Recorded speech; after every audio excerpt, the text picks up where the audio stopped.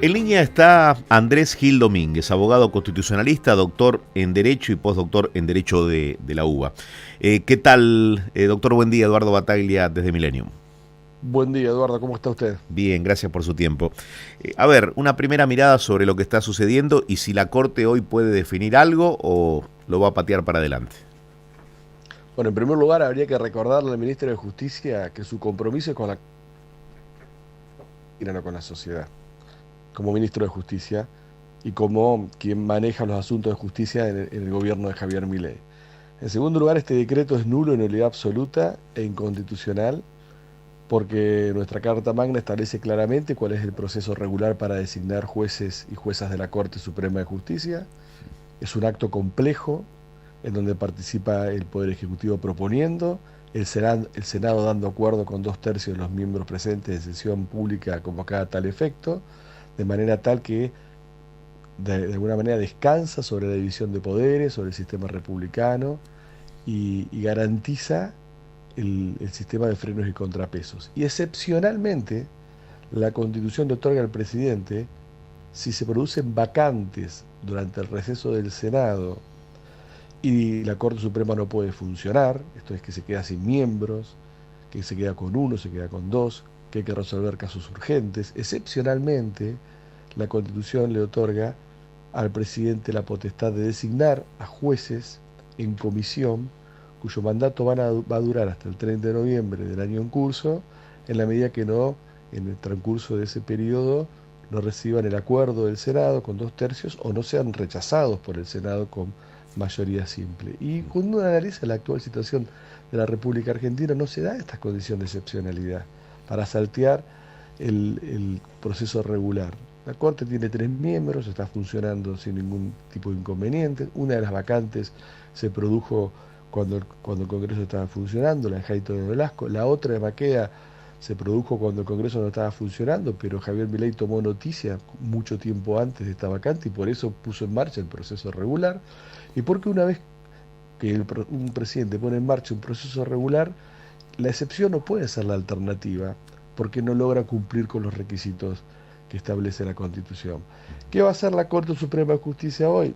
Y veremos que surge el acuerdo, pero si es consecuente con sus antecedentes, el juez Lijo no puede asumir en comisión si antes no renuncia a su cargo o se lo tiene por renunciado a su cargo, porque es lo que dijo la Corte Suprema de Justicia en un precedente de 1975 que el gobierno en el decreto de designación lo cita. Ese es el panorama al día de la fecha. Me parece que el daño al sistema constitucional, al orden institucional, al sistema democrático es muy grande con una designación de estas características, porque si esto se normaliza, bastaría que un presidente o presidenta frente a una vacante en la Corte o en la Justicia dejase llegar el receso del Senado y nombrase a jueces en comisión. Y si no se los aprueba, el Senado, en el periodo de sesiones ordinarias continuo, esperaría que entre el receso y los volvería a designar. Y esto rompe la división de poderes, destruye el sistema democrático, se devora el sistema republicano y entrona a un régimen autocrático. Entre los argumentos del gobierno y en alusión a lo que contiene las 32 páginas del decreto por la designación del hijo y García Mansilla, hablan de antecedentes. ¿Hay algún antecedente idéntico a este en los años de la Argentina? No, el último antecedente respecto al juez de la Corte Suprema de Justicia es 1910. Desde el 94 a la fecha de que se reformó la Constitución no hay ninguno. El único intento que no se concretó fue el de Mauricio Macri. Intento que no se concretó, porque fueron designados por el proceso regular que prevé la Constitución. Y esta norma está pensada para una época que ya pasó. Está pensada para una época en donde el Congreso sesionaba 3 meses y no había avión, no había trenes, no había colectivos, no había carreteras. Está pensada para una lógica excepcional con una circunstancia histórica y tecnológica distinta a la que estamos viviendo. Eh, ¿Es válido el hecho de que porque se haya dilatado todo en el Congreso, el tratamiento de los pliegos y demás, ¿el gobierno o el presidente en particular termina definiendo un decreto para las designaciones? Y si esto fuera válido, entonces también sería válido cerrar el Congreso porque no le aprueba los proyectos de ley que envía el Poder Ejecutivo, que son fundamentales para su proyecto de gobierno. Uh-huh. ¿Ha Si pasado una en alguna cosa otra? sustituye a la otra, Sí, sí, decime, Andrés. no, si una sustituye a la otra, también podría, este gobierno podría, de hecho, no lo cierra, pero lo sustituye permanentemente mediante decretos de necesidad y urgencia. Uh-huh.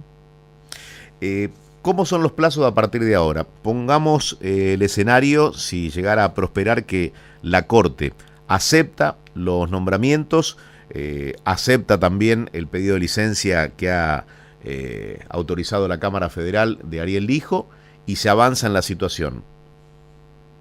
Si la Corte Suprema asume esta postura, les tomará juramento y asumirán.